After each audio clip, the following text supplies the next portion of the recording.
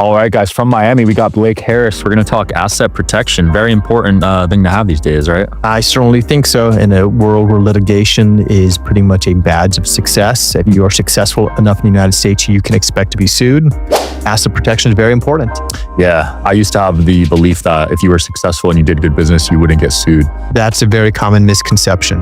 I have heard that before. Oh, I don't need asset protection. I'm an upstanding business person. Well, you may be an upstanding business person. The person who you just signed a 3-year contract with may not be.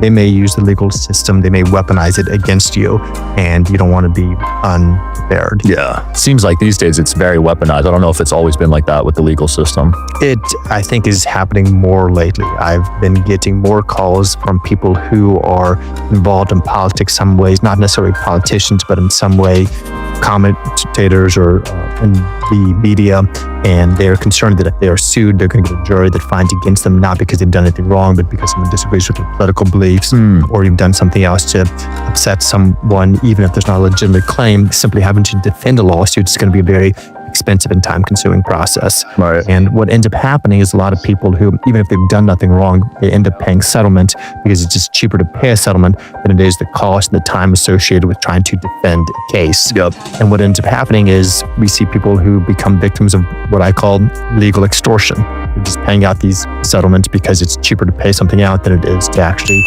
deal with fighting it.